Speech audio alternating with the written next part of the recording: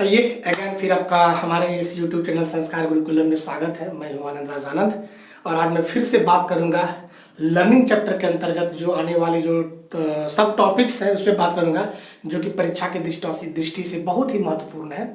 चाहे वो किसी भी प्रकार के एग्जाम हो, चाहे DTPLSB हो, चाहे वो आपका सीटेट हो, झारखंड टेट हो, बिहार टेट हो, यूपी टेट हो, उत्तराखंड टेट हो, और भी अन्य जो शिक्षक पात्रता परीक्षा होती है उसमें इसकी महत्वपूर्ण भूमिका होती है। चलिए हम लोग चीज़ों को बढ़ाते हैं और आज हम लोग जो लर्निंग चल रही थी, लर्निंग को लेके आगे हम लोग बढ़ते हैं। तो आइए साथियों, हम लोग शुरू करते हैं। और शुरू करने से पहले चाहेंगे हमारे इस चैनल में अगर आप नए हैं तो सब्सक्राइब जरूर कीजिएगा। साथ ही साथ सब्सक्राइब के बगल में, सब्सक्रिप्शन के बगल में एक बेल आइकन्स है, उसको भी जरूर क्लिक करेंगे ताकि हमारी नोटिफिकेशन आपके तक पहुंच पाए समय पे और आप अपनी तैयारी कर सकते हैं। तो चलिए साथियों शुरू करते हैं। और एक छोटी सी जानकारी मैं दे दूं कि पूरे YouTube में ऐसे कोई चैनल्स नहीं है जो कि आपको जो है पूर्ण रूपेण DTPLSB KVS सीटेट जैसे की तैयारी कराए। हाँ, क्योंकि इसलिए नहीं है, क्योंकि जितने भी संस्थाएं चलती है सबकी अपनी अपनी YouTube में चैनल्स हैं और वो आपको जोड़ते हैं वहाँ तक। लेकिन हम एक ऐसे संस्थान है, एक हमारी चैनल एक ऐसी है जो कि निःशुल्क आपके तक हम जोड़ने की कोशिश करते हैं और पूरा का पूरा जो कंसेप्ट है वो आपके तक हम पहुंचाने की कोशिश करते हैं। एक बार विश्वास नाम की चीज़ रख लीजिएगा थोड़ा सा। और चलिए हम लोग जुड़ते हैं और देखते हैं लर्निंग की जो स्टाइल्स है वो क्या होती है, साथ ही साथ कोरिलेशन थ्योरी क्या होता है, कोरिलेशन कंसेप्ट क्या है, वो सारा चीज़ हम लोग देखते हैं। साथ साथ हम लोग थ्योरीज ऑफ लर्निंग को भी देखेंगे। तो आइए हम लोग शुरू करते हैं लर्निंग। और लर्निंग के आज आगे हम लोग बात करेंगे लर्निंग स्टाइल्स, बात कर लेते हैं। अगर साथियों लर्निंग स्टाइल्स की बात करें, अधिगम किस प्रकार से की जाती है, बच्चे कैसे कैसे अधिगम को प्राप्त कर पाते हैं, किस तरह से प्राप्त कर पाते हैं, इसको जो है हम लोग एक बार देखते हैं। सबसे पहली बात, जो भी अधिगम होती है वो तीन ही तरफ से होती है, तीन ही प्रकार से अधिगम की प्राप्ति हो पाती है। या तो वो किनेस्थेटिकल होगा, या तो लिसनिंग के वजह से होगा, या तो फिर विजुअल के वजह से होगा। यही तीन प्रोसेस के माध्यम से हम अधिगम को प्राप्त कर पाते हैं। समझिएगा कि जो भी हम चीज सीखते हैं, या तो हम गति कौशल करके सीखते हैं, या तो अपने हाथों से सीखते हैं, व्यवहार करते हैं, बॉडी का यूज करके सीखते हैं, या तो फिर हम लोग क्या करते हैं, तो हम लोग जो है सुन के सीखते हैं, या तो देख के सीखते हैं, या तो देख के सुन के, तीनों से सीखते हैं। तो ये सब चीज़ें होती है। कोई कोई बच्चे देखने में बहुत निपुण होते हैं, वो सब चीज़ें भी बात करेंगे। तो हम लोग यहाँ पे 3 टाइप्स ऑफ लर्निंग स्टाइल्स की बात करेंगे। और पहला जो है वो है किनेस्थेटिक लर्निंग स्टाइल।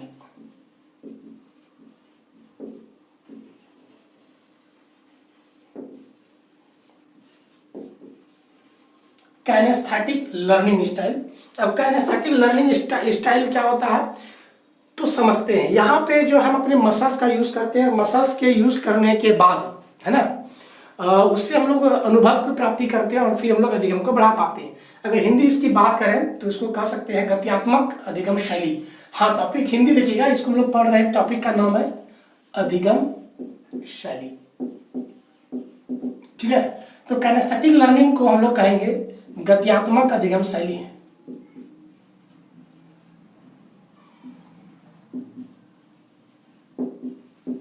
अधिगम शैली। किनेस्थेटिक गत्यात्मक का मतलब क्या होता है, जिसमें मूवमेंट हो, मूवमेंट द बॉडी पार्ट्स हो, इसके वजह से हम लोग लर्निंग कर पाते हैं। और जैसे कि इसमें हम लोग यूज करते हैं, तो इसमें हम लोग मांसपेशी को यूज करते हैं, मसल्स को यूज करते हैं, मांसपेशी को यूज करते हैं, मांसपेशी का यूज करते हैं, मांसपेशी के मूवमेंट, मतलब movement of the muscles, muscles का यूज करके हम लोग स्किन का यूज करते हैं, है ना। अनुभव यहीं से प्राप्त करते। देखिएगा, मान लिया जाए कोई बच्चा है जो कि एक्टिविटी करके सीखता है, तो एक्टिविटी करने के लिए क्या उसको हाथ वगैरह का यूज करना पड़ेगा, समझ रहे हैं। तो ये क्या हो गया, किनेस्थेटिक लर्निंग हो गया। कोई बच्चे क्या करते हैं कि खुद से करके सीखना बहुत ज्यादा पसंद करते हैं, तो ये क्या कहलाएगा, किनेस्थेटिक लर्निंग स्टाइल कहलाएगा। समझ रहे बात को। अब देखिए कि अगर हम लोग बताएं कि लर्निंग एक अनुभव है, अनुभव के आधार पर व्यवहार परिवर्तन है। एक बच्चा किसी चीज को छू के देखता है, वो गर्म है, तो एक छुआ किससे, स्किन से छुआ, समझ बात को। तो इसीलिए हम लोग कह सकते हैं कि काइनेस्थेटिक लर्निंग स्टाइल जो है, गत्यात्मक अधिगम शैली जो है, ये जुड़ा है किससे, मांसपेशियों से, the movement of the muscles और the use of the skins, है ना, इन सारी चीजों के यूज से ही जो है क्या होता है, काइनेस्थेटिक लर्निंग हो पाती है। समझ में आपको साथियों आ रही होगी। वही दूसरा अगर हम बात करें तो दूसरा होता है विजुअल लर्निंग स्टाइल। क्या होता है, विजुअल लर्निंग स्टाइल।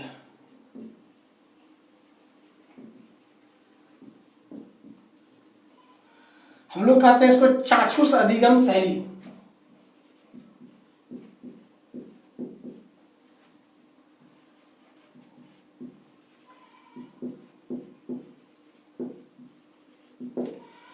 अब चाक्षुष अधिगम शैली क्या है कि इसमें से हम लोग यूज करते हैं किसका, तो आई का, आंख का। और आंख के साथ में हम लोग कोऑर्डिनेशन कर पाते हैं किसके साथ, तो वस्तुओं के साथ में, और उसके कारण ही अच्छे से हम लोग सीख पाते हैं।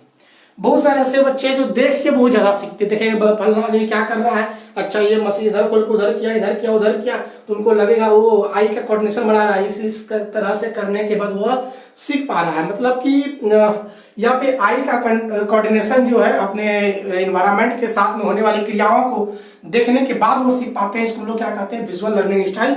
और किसी किसी बच्चों में जो है वो देख के सीखने की ज्यादा प्रवृत्ति होती है। बात समझ में आ गई।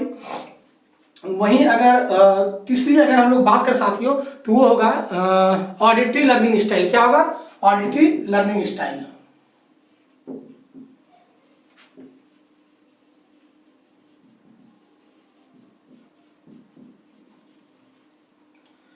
ऑडिटरी को हम लोग बोलेंगे श्रवण, है ना, श्रवण अधिगम शैली।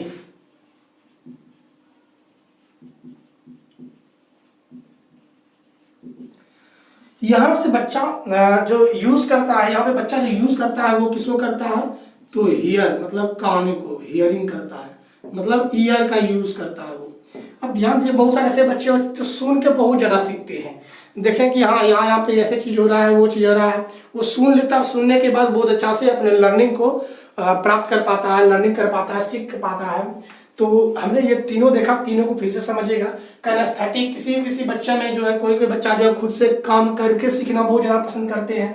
कोई कोई बच्चे होते हैं जो चाक्षुष अधिगम शैली को अपनाते हैं, वो देख के बहुत ज्यादा सीखना चाहते हैं। उनके सामने आप एक्टिविटी कर दीजिए, वो देख के सीख जाएगा। फिर कोई बच्चा होता है ऑडिटरी लर्निंग स्टाइल से, उसके सामने आप बोलिए, बोल के ही वो सीख जाता है, हम बोलेंगे वो सीख जाएगा। ये सारी चीजें हमारे जो लर्निंग स्टाइल्स, और इसी का यूज हमको जो है एजुकेशन में करना चाहिए, शिक्षा में करना चाहिए। अपने जो कक्ष होते हैं, क्लासरूम होता है, वहां हमें यूज करनी चाहिए। अपने क्लासरूम में साथियों ध्यान दीजिएगा, है ना, आपका जो क्लासरूम है वहां पे एक टीचर्स को इन सारी बातों का ख्याल रखना चाहिए। क्योंकि हमारे भारत में क्या है, तो डाइवर्सिटी है, बच्चे भिन्न भिन्न संप्रदाय, समाज, उनकी जो अधिगम शैली है, अधिगम को प्राप्त करने की जो शैली है वो अलग अलग है।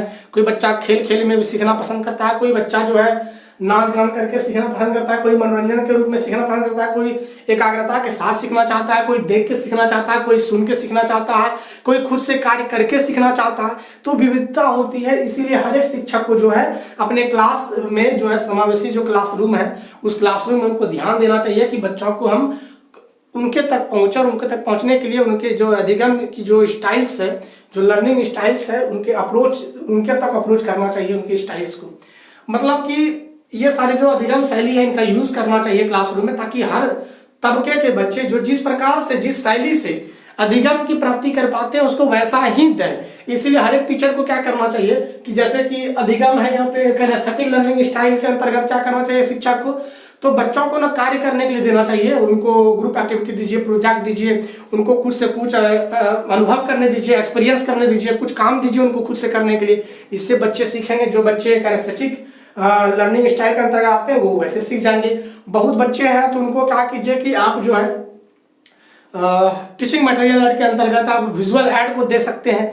उनके सामने प्रोजेक्टर को दिखाइए, प्रोजेक्टर के बहुत सारे क्लिप्स को दिखाइए और 3D मॉडल्स को प्रस्तुति दीजिए, तो वो देख के जो है उन चीज़ों को देख के सीख जाएंगे। आप उनके सामने कोई एक्टिविटी कीजिए, वो बच्चे देखेंगे फिर वो सीखेंगे।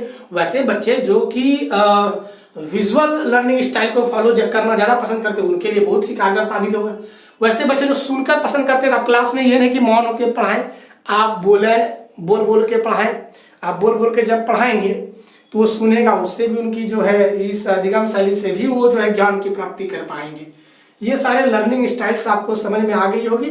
तो चलिए हम लोग अब और भी आगे देखते हैं, और जो एक टॉपिक और लेते हैं, छोटी छोटी टॉपिक है, वो टॉपिक होगी अधिगम का स्थानांतरण, है ना।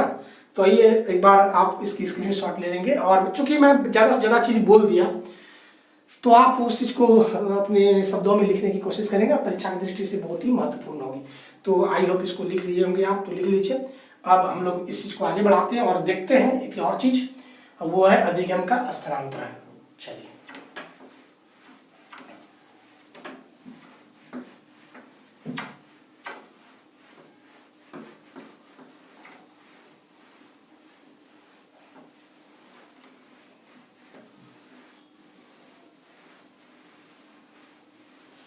चलिए अब देख लेते हैं, और इसका हम लोग सेट, कोई बात नहीं। देखिए हम लोग देखते हैं ट्रांसफर ऑफ लर्निंग।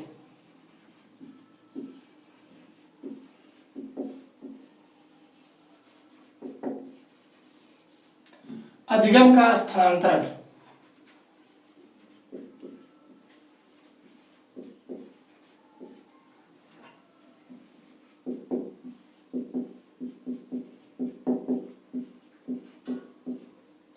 अधिगम का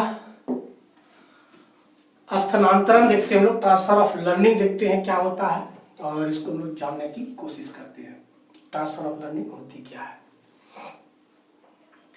तो चलिए साथियों, हम लोग देखते हैं ट्रांसफर ऑफ लर्निंग, अधिगम का स्थानांतरण क्या होता है। तो देखिए, जो बच्चे सीखते हैं, जो भी बच्चे जो पूर्व में सीखते हैं उस चीज़ का वो यूज़ करते हैं, और उस चीज़ का यूज़ करने के बाद जो इफेक्ट आता है उसी को हम लोग कहते हैं transfer of learning. Transfer of learning क्या है, जो जैसे मैंने बचपन में अ आ सीखा और आज हम उससे बहुत अच्छे से शब्द बना सकते हैं, तो पीछे के ज्ञान को अभी हम यूज़ किए और इसका एक सकारात्मक प्रभाव मेरे ऊपर पड़ा, तो इसको हम लोग बोलेंगे ट्रांसफर ऑफ लर्निंग। अगर वहीं पे किसी चीज को सीखने के बाद बुरा इफेक्ट पड़ा तो वो भी एक प्रकार का ट्रांसफर ऑफ लर्निंग। मतलब क्या है कि पूर्व ज्ञान का जो स्थानांतरण होता है, the transfer of the previous knowledge और द इंफॉर्मेशन, है ना, that is known as the transfer of learning. तो लिखिएगा ट्रांसफर ऑफ लर्निंग क्या है। तो ट्रांसफर ऑफ लर्निंग का मतलब क्या है, जो प्रीवियस जो नॉलेज है, प्रीवियस नॉलेज का यूज, है ना, प्रीवियस नॉलेज का यूज, है ना, न्यू नॉलेज के साथ।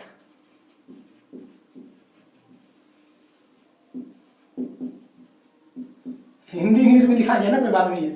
पूर्व ज्ञान का इस्तेमाल नए ज्ञान के साथ, उसको हम लोग कहते हैं ट्रांसफर ऑफ लर्निंग। जैसे कि हमारे पास कुछ ज्ञान है वो आपके तक पहुंचाए, ये भी प्रकार का ट्रांसफर ऑफ लर्निंग है। ये समझ बात को, हमारा पूर्व ज्ञान है, पूर्व ज्ञान के आधार पर लेके आज हम आपको पढ़ा रहे हैं, तो ये क्या, ये भी प्रकार का ट्रांसफर ऑफ लर्निंग है। हमने जो सीखा आज उस चीज को यूज किया, और यूज करने के बाद आपके ऊपर प्रोजेक्ट कर रहे हैं, ये भी तो ट्रांसफर ऑफ लर्निंग है। जब आप मेरे से सीखे और आप में सकारात्मक प्रभाव पड़ा तो आप ये कह सकते हैं ट्रांसफर ऑफ लर्निंग हो रहा है, या बुरा प्रभाव पड़ा वो भी एक प्रकार ट्रांसफर ऑफ लर्निंग है।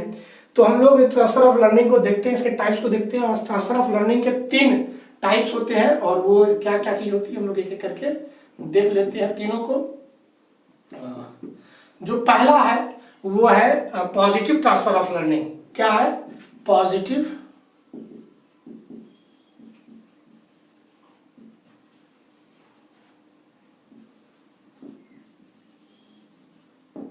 Transfer of learning. दूसरा है निगेटिव ट्रांसफर ऑफ लर्निंग। ध्यान दीजिएगा साथियों, इससे क्वेश्चन आपके एग्जाम में देखने को मिला है, DSSS में मिला है, यूपी टेट में भी क्वेश्चन देखने को मिला है, रीट में भी क्वेश्चन देखने को मिला है, इसीलिए आप लोग बड़ा ध्यान से इसको देखिएगा इस टॉपिक को। तो नेगेटिव ट्रांसफर ऑफ लर्निंग, और तीसरा देखते हैं हम लोग जीरो ट्रांसफर ऑफ लर्निंग।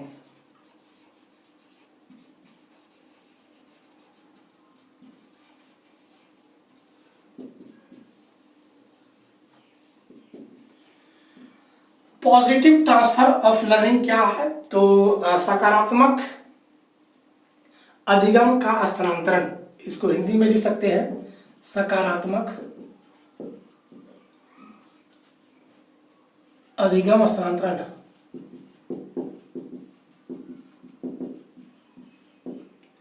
इसको बोलेंगे नकारात्मक अधिगम स्थानांतरण।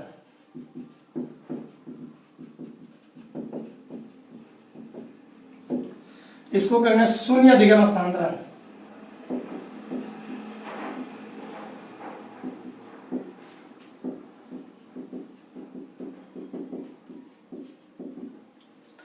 अब पॉजिटिव ट्रांसफर ऑफ लर्निंग क्या है? तो देखिए, जो पूर्व ज्ञान अगर नए ज्ञान में शामिल होकर एक सकारात्मक प्रभाव दे, उसको आगे बढ़ाए, तो उसको हम लोग बोलेंगे पॉजिटिव ट्रांसफर ऑफ लर्निंग। तो देखिएगा, समझिएगा बात को। पूर्व ज्ञान, जो प्रीवियस नॉलेज है, पूर्व ज्ञान या इंफॉर्मेशन, पूर्व ज्ञान या सूचना नए ज्ञान को सकारात्मक प्रभाव करे, सकारात्मक रूप से प्रभावित करे, उसे हम लोग सकारात्मक अधिगम स्थानांतरण कहते हैं। मतलब जो कि प्रीवियस नॉलेज है ना, अगर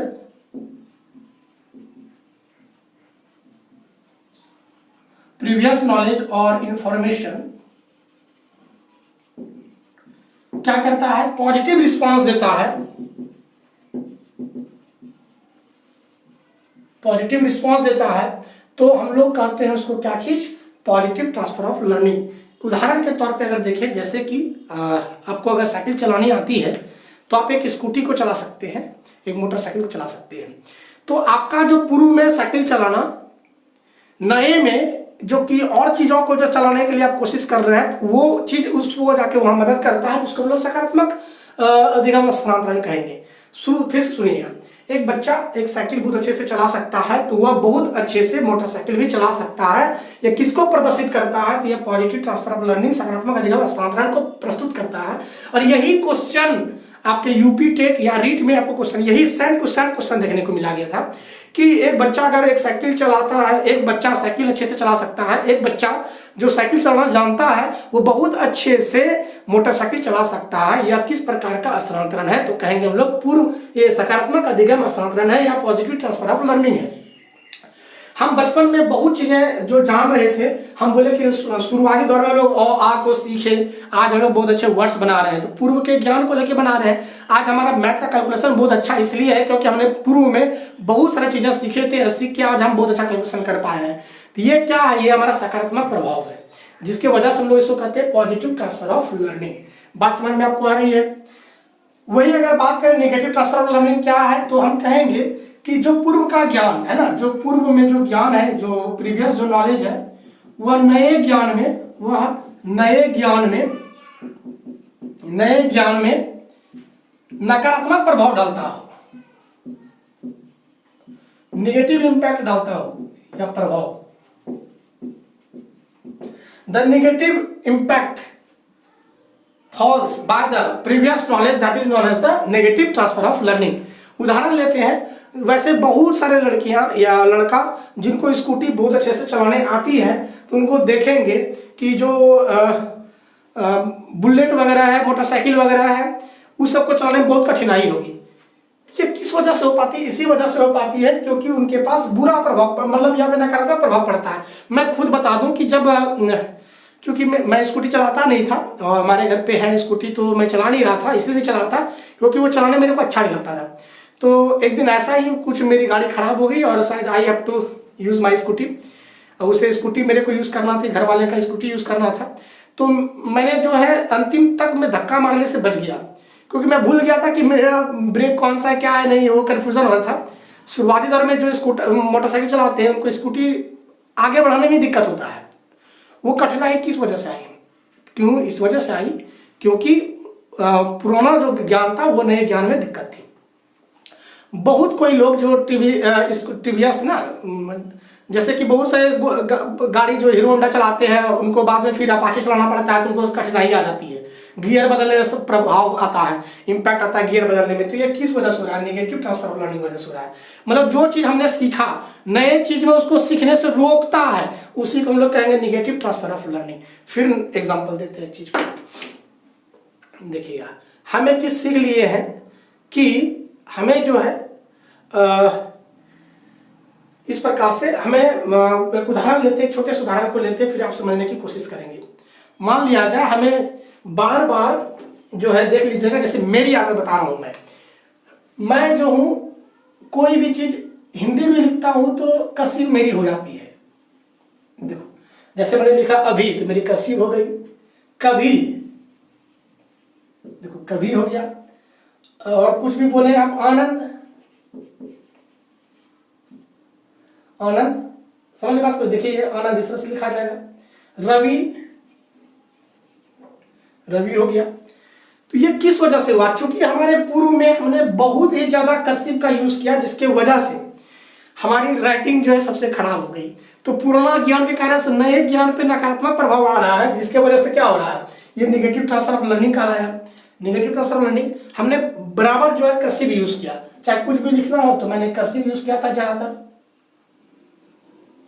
तो जिसके वजह से हिंदी भी हमारी कर्सिव हो जा रही है। तो ये इसके वजह से हो रही है ना कि नेगेटिव इंपैक्ट डाल रहा है। तो बहुत अब कोशिश करते हैं कि हम अच्छे से हिंदी को लिखें, तो अब कुछ कुछ ठीक ठीक होते जा रहा है, लेकिन फिर भी स्पीड में जब लिखते हैं तो हमारी कर्सिव हो जाती है, तो जिसके वजह से एग्जाम में कम कम नंबर मिलता है ना, हिंदी में कम नंबर मिलता था। तो चलिए देख लीजिए, हमने आप नेगेटिव ट्रांसफर ऑफ लर्निंग को समझ में आ गया था कि जो पुराना ज्ञान नए ज्ञान को क्या करे, तो रोके नए कार्य को करने से, उसको हम लोग बोलते हैं क्या चीज? Negative transfer of learning. जैसे बहुत सारे लोग जो मोटरसाइकिल चलाते हैं तो उनको देखेंगे, यदि उनको अपाचे चलाने देते हैं तो गियर बदलने में समस्या आती है, वो न्यूट्रल नहीं कर पाते हैं जल्दी से। इसलिए नहीं कर पाते क्योंकि उनका वो पहले दूसरा बाइक को चलाए थे, आज उनकी वजह से ही आज ये चीज होना पड़ा। तो ये चीज है। अब देखते हैं हम लोग जीरो ट्रांसफर ऑफ लर्निंग। पूर्व ज्ञान जब नए ज्ञान पे कोई इफेक्ट नहीं पड़े, उसको कहते हैं हम लोग जीरो ट्रांसफर ऑफ लर्निंग।